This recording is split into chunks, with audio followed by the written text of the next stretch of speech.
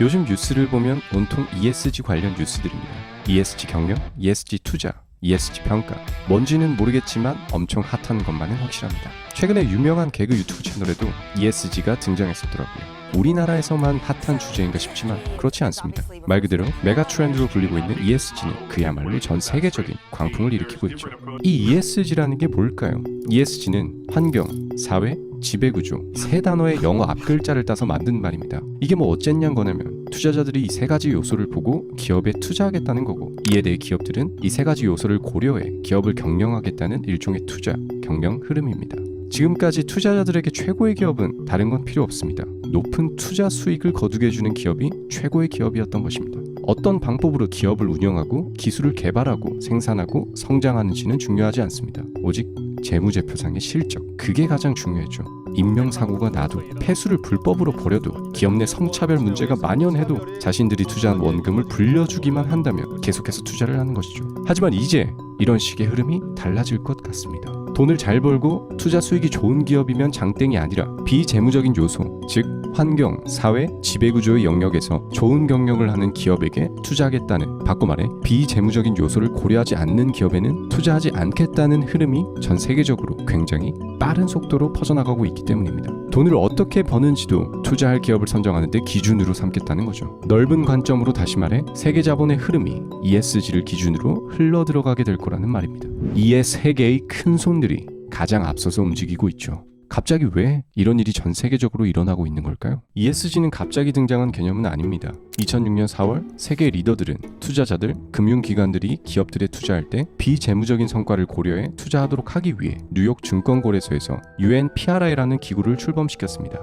이 UNPRI에서 발표한 투자 원칙에 ESG가 등장했었죠. 여기서 처음 나온 단어는 아니지만 국제 무대에 본격적으로 등장한 순간이었다고 볼 수 있습니다. 하지만 지금까지 많은 사람들은 이런 게 있는지도 몰랐을 겁니다. 저 또한 그랬고요. ESG가 최근에 와서야 급부상한 데는 여러 이유가 있겠지만 제가 생각하는 결정적 이유들은 이렇습니다. 전 세계 기업의 활동을 마비시킨 팬데믹 사태로 인한 타격과 충격, 이보다 더한 위험으로 21세기를 위협할 사실상 진짜 위험인 기후변화, 강력한 그린 뉴딜 정책을 예고한 조 바이든 정부의 출범, 그리고 세계 최대 자산 운용사이자 전 세계 유수 대기업들의 대주주이기도 한 블랙록의 수장인 래리 핑크가 쓴 한 통의 편지가 그것들입니다. 이 중에서 래리 핑크가 2020년 초 기업 CEO들에게 쓴 편지는 결정적인 기폭제 역할을 했습니다. 우리나라 돈으로 거의 1경에 가까운 돈을 움직이는 글로벌 투자 시장의 큰 손이 기후변화 때문에 발생될 리스크와 지속 가능성의 중요성을 강조하며 이를 관리하지 않는 기업들에겐 이제부터 사실상 투자하지 않겠다고 으름장을 놨기 때문이죠. 투자자들은 자신들이 투자에 넣었던 원금을 잃을 가능성을 최대한 줄이고 싶어합니다. 당연한 얘기죠. 돈을 잃고 싶은 사람이 어디 있겠습니까? 이들은 코로나19나 기후변화 같은 급변하는 사태에 쓰러지는 기업들을 보며 그런 위기 속에서도 건실한 기업을 찾고 싶어 했습니다. 기후변화와 같은 감당할 수 없는 재난을 부추기는 투자 철학과 방식으로는 장기적으로 자신들의 자산에 막대한 피해를 끼칠 것이고 결과적으로 지속 가능할 수 없는 지경에 이를 것이라고 판단한 것인데, 바로 이런 위기감이 투자자들을 움직인 것이죠. ESG는 바로 이런 배경들 속에서 급부상하게 되었다 볼 수 있습니다. 그리고 이런 흐름은 당장의 기업들 발등에 불이 떨어지게 했죠. ESG가 기업들의 생존을 좌우하는 중요한 글로벌 기준이 돼버린 것입니다.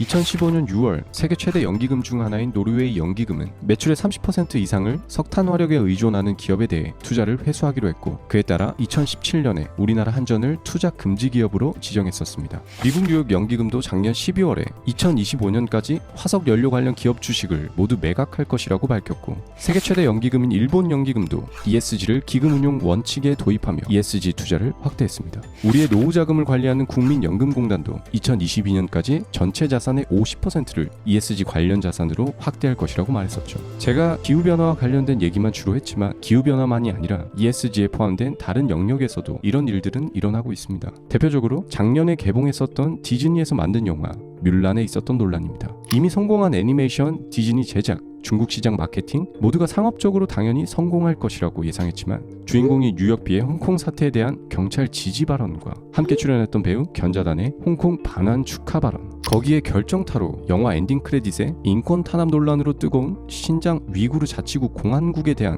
감사 문구까지, 일부러 사람들의 미움을 받고 싶은 것 마냥 문제가 될 만한 일들을 골라서 한 것 같은 일들에 사람들은 분노했고, 이는 보이콧으로 이어져 뮬라는 사실상 상업적으로 실패하고 맙니다. 우리나라에서 일어난 남양유업 사건도 마찬가지입니다. 이런 사건들은 비재무적인 요소가 단순히 기업 이미지에 영향을 줄 뿐만 아니라 실제 실적에 영향을 끼치고 나아가 기업 생존까지 좌우할 수 있음을 보여줬죠. 그럼 우리나라는 이런 글로벌 트렌드 속에서 어떤 분위기일까요? 기업이나 투자 같은 곳에 관심이 많은 분들은 뉴스를 봐서 아시겠지만 그야말로 ESG 대축제 파티 중입니다. 기업뿐 아니라 병원, 대학 같은 곳에서까지 ESG 경영을 외치고 있고, 우리나라를 대표하는 기업들 거의 모두가 ESG 위원회를 신설하고 있죠. 우리나라 기업들이 글로벌 트렌드에 맞춰 잘 따라가고 앞으로는 책임 있는 기업들이 되겠다 싶어 마냥 좋아 보일 수 있지만, 이런 장밋빛 전망 속에서도 역시나 우려의 목소리는 있습니다. 그중 하나는 현재 ESG 경영을 평가하는 기관이 너무 많아 비교가 잘 되지 않고 있다는 겁니다. 세계적으로 공신력 있는 평가 기관들이 있지만 우리나라 실정에 맞는 평가 지표가 따로 필요하다는 얘기가 나오면서 산업통상자원부에서 KESG라는 평가 지표를 만들 거라고 했었죠. 하지만 한 전문가는 평가 기관들의 평가 항목을 정부가 나서서 기준을 정하는 건 시장 경제 체제에 맞지도 않고 지나친 간섭과 참견이라고 지적하며, ESG 평가는 투자사들이 자신들의 투자 성향대로 각자 알아서 만들도록 두는 것이 낫다는 의견을 제시했습니다. 그리고 또 한 가지 문제는 우리나라가 ESG에 대해서 내재화하는 개념으로 쓰는 게 아니라 평가받는 개념으로 인식하고 있다는 겁니다. 쉽게 얘기해서 근본적이고 진정성 있는 기업의 경영 철학으로 받아들이고 있는 게 아니라 평가를 잘 받는 것에만 관심이 더 많다는 거죠. 본질이 없는 이런 방식은 평가는 잘 받고 실적은 좋을 수 있지만 진정한 ESG는 아닐 수 있습니다. 이런 접근으로는 지금의 순간적이고 폭발적인 트렌드가 끝나고 장기전으로 들어가게 되면 정작 중요한 순간이 닥칠 때 그 실체가 금방 드러나지 않을까 싶습니다.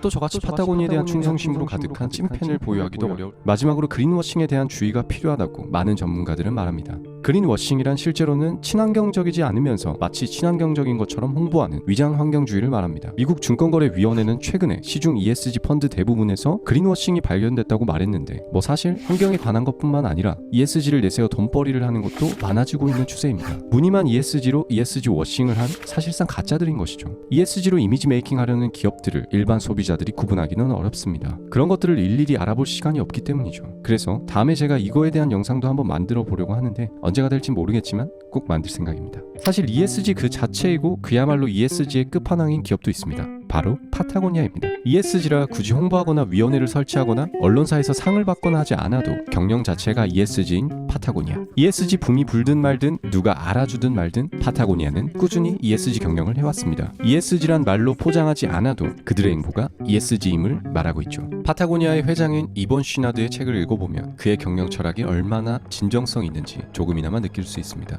ESG는 하나의 테마 같은 게 아닙니다. 착하자고 만든 캠페인 같은 것도 아니죠. 전문가들은 ESG는 이윤 창출을 방해하는 요소를 관리하고 숨은 비용을 드러내겠다는 투자자들의 이기적인 발상에서 나온 것이라고 말합니다. 그저 웃으며 기분 좋게 아름답고 착한 기업 만들려는 프로젝트 같은 게 아니라 투자자들의 이익과 직결되는 지극히 자본주의적인 흐름이라는 거죠. 해서 ESG 평가가 높은 기업은 단순히 착한 기업이나 사회 평판이 좋은 기업이 아니라 위기에 더욱 강한 기업인 겁니다. ESG를 관통하는 정신은 지속 가능성입니다. 세계는 지금 인류, 지구, 환경, 공존이라는 가치 개념을 가지고 투자를 시작하고 있는 것이죠. 그리고 이런 변화는 우리 삶에 많은 변화를 가져올 겁니다. 자연을 보존하며 제공되는 제품과 서비스, 인권이 보장되고 성차별이 없는 업무 환경, 기업의 투명한 지배구조, 장밋빛 이상이라고요? 그거야말로 우물안 개구리 같고 짧고 얕은 전망입니다.